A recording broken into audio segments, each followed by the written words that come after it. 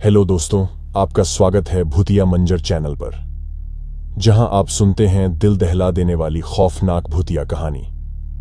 आज आपके लिए लाए हैं एक हॉन्टेड हॉस्पिटल की कहानी, जिसे सुन के आपको डर तो लगेगा, साथ में मजा भी आएगा।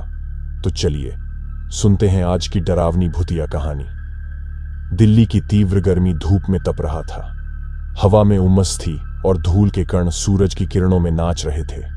राहुल अस्पताल के वेटिंग रूम में बैठा हुआ था। घुटन भरे कमरे में मरीजों की बेचैनी और उनके परिजनों की टेंशन साफ महसूस हो रही थी। उसका दोस्त विकास डॉक्टर के पास जाने के लिए अपनी बारी का इंतजार कर रहा था। राहुल जानता था कि इस प्रसिद्ध अस्पताल में डॉक्टरी देखने में घंटों लग जाते हैं। ऊब से तंग आकर उसने कमरे से बाहर निकलने का फैसला किया। बाहर निकलते ही एक ठंडी हवा का झोंका आया, जिसने उसे थोड़ी राहत दी।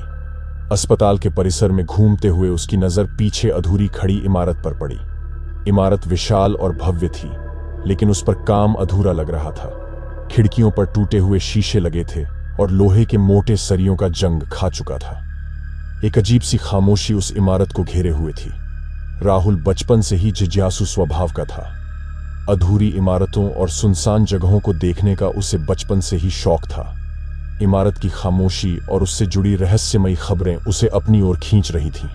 वह अस्पताल के कंपाउंड में पीछे बने एक छोटे से रास्ते पर चल पड़ा। कुछ ही देर में वो इमारत के पास पहुंच गया। जमीन पर बिखरे सीमेंट के थैलों और ईंटों को लांघते हुए वो धीरे धीरे इमारत के नजदीक गया। इमारत के मुख्य द्वार पर ताला लगा हुआ था। राहुल ने देखा कि बगल में एक टूटी हुई खिड़की थी, जिससे अंदर जाने के लिए काफी जगह थी। थोड़ा हिचकिचाने के बाद उसने खिड़की से अंदर घुसने का फैसला किया। खिड़की से अंदर घुसते ही राहुल को धूल और सीमेंट की तेज गंध आई। अंदर का वातावरण बेहद धुंधला था। उसने मोबाइल की टॉर्च जलाकर आसपास का निरीक्षण किया। इमारत के अंदर का नजारा बेहद खौफनाक था। दीवारों पर अधूरा प्लास्टर और टूटी हुई पाइपें लगी थीं। फर्श पर सीमेंट और लोहे के टुकड़े बिखरे पड़े थे। एक अजीब सी सन्नाटा वहां राज कर रहा था। राहुल ने धीरे धीरे चलना शुरू किया। हर कदम पर उसे ऐसा लग रहा था जैसे कोई उसे देख रहा हो। अचानक कहीं से लोहे का एक टुकड़ा गिरा, जिसकी आवाज पूरे हॉल में गूंज उठी। राहुल चौंक गया और उसके बदन में सिहरन दौड़ गई। वह आगे बढ़ता रहा। इमारत के अंदर का नक्शा बेहद पेचीदा था। हर कमरे और हर गलियारे एक जैसे लग रहे थे। धीरे धीरे उसे एहसास हुआ कि वो रास्ता भटक गया है। अगले कुछ मिनट राहुल दहशत में इधर उधर भटकता रहा। हर दरवाजा बंद था और हर रास्ता एक जैसे दिखाई दे रहा था। घबराहट के कारण उसका सांस तेज हो गया और पसीना छूटने लगा। तभी उसे दूर से एक धुंधली रोशनी दिखाई दी। उम्मीद की एक किरण जगाकर वो उस रोशनी की तरफ चल पड़ा।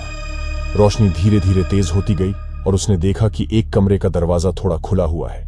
धीरे से दरवाजा खोलकर राहुल कमरे के अंदर झांका। कमरे में धूल जमी हुई थी और फर्श पर पड़ी टूटी हुई चीजों से ऐसा लग रहा था कि सालों से यहां कोई नहीं आया था। कमरे के एक कोने में एक मध्यम रोशनी जल रही थी। रोशनी के पास एक व्यक्ति जमीन पर बैठा हुआ था। राहुल को लगा वह कोई सफाई कर्मी होगा। कुछ देर हिचकिचाने के बाद राहुल ने उस आदमी को आवाज लगाई, हेलो, कोई है? कोई जवाब नहीं आया। राहुल थोड़ा और कमरे के अंदर गया।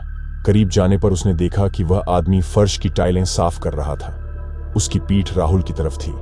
माफ कीजिएगा, राहुल ने थोड़ी हिम्मत जुटाकर कहा, क्या आप मुझे नीचे जाने का रास्ता बता सकते हैं? आदमी ने सफाई का काम रोके बिना धीमी आवाज में जवाब दिया, रास्ता नहीं जानते तो यहां आए क्यों?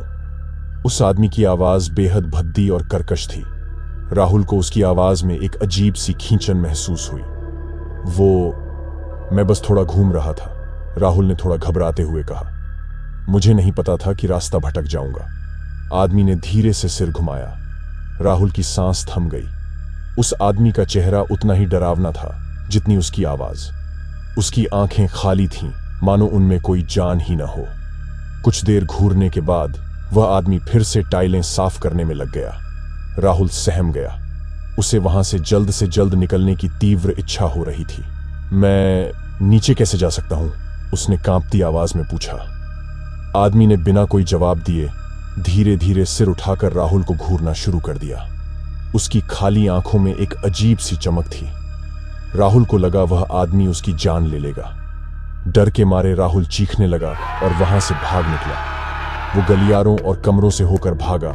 रास्ता भूल चुका था, बस उसे वहां से निकलना था। राहुल नहीं जानता था कि वो कितनी देर भागा। उसकी सांसें फूल रही थीं और पैर थक चुके थे। अचानक उसके पैर किसी चीज से टकराए और वो जोर से गिरा। उठने की कोशिश करते हुए उसने देखा कि वो सीढ़ियों के पास गिरा था। उम्मीद की किरण जगाकर वो तेजी से सीढ़ियां उतरने लगा, लेकिन जितना वो नीचे उतरता रहा, सीढ़ियां खत्म होने का नाम नहीं ले रही थीं। हर मंजिल पर वही टूटी फूटी चीजें, वही धूल और वही सन्नाटा था। अचानक सीढ़ियां कम होती गईं और अंधेरा बढ़ता गया। उसकी टॉर्च की रोशनी भी सीमित दायरे को ही रोशन कर पा रही थी। अचानक उसके पैर सीढ़ियों के आखिरी पायदान से टकराए और वो खाली जगह में गिर गया। तेज धड़ाम से आवाज गूंजी। राहुल के मुंह से चीख निकल गई। गिरते वक्त उससे कहीं कुछ लगा, जिससे उसकी टॉर्च भी हाथ से छूट गई। अंधेरे में तन्हा राहुल डर के मारे सहम गया। चोटिल शरीर और तेज धड़कते दिल के साथ वो उठने की कोशिश करने लगा। तभी उसे सुनाई दिया वह भयानक हंसी, जिसने राहुल की रूह को कंपा कर दिया। पहले धीमी और दबी हुई, फिर तेज और गूंजती हुई हंसी पूरे अंधेरे में फैल गई। राहुल को लगा जैसे वो हंसी उसके सिर के चारों ओर घूम रही है। डर के मारे उसका पूरा शरीर ठंडा पड़ गया। हंसी रुकने का नाम नहीं ले रही थी। वो हताश होकर अंधेरे में टटोलने लगा, कहीं कुछ सहारा ढूंढने की कोशिश में। उसकी उंगलियां किसी गीली और चिपचिपी चीज से छू गईं। वह चीख उठा और पीछे हट गया। अंधेरे में क्या था, ये जानने की हिम्मत भी उसमें नहीं बची थी। हंसी फिर से गूंजी, इस बार और ज्यादा करीब से। अचानक उसे दूर से एक धुंधली रोशनी दिखाई दी। आशा की एक किरण जगाकर वो उस रोशनी की तरफ रेंगने लगा। जमीन पर खुरचने की आवाज और उसके दांतों की किटकिटाहट से पता चल रहा था कि वो कितना डरा हुआ था। कितना समय रेंगता रहा, राहुल को नहीं पता, लेकिन धीरे धीरे वो रोशनी के करीब पहुंचता जा रहा था। जैसे ही वो रोशनी के पास पहुंचा, उसे होश खो गया और वो बेहोश होकर वहीं गिर पड़ा। कुछ देर बाद उसे तेज रोशनी और लोगों की बातें सुनाई देनी शुरू हुईं। आंख खोलने पर उसने देखा कि वो अस्पताल के इमरजेंसी रूम में लेटा हुआ है। बगल में एक नर्स खड़ी थी जो उसे गौर से देख रही थी। डॉक्टर भी आ गए और राहुल की जांच करने लगे। आप कहां थे? डॉक्टर ने पूछा। आप बेहोश पाए गए थे। राहुल ने सारी कहानी डॉक्टर को बताई।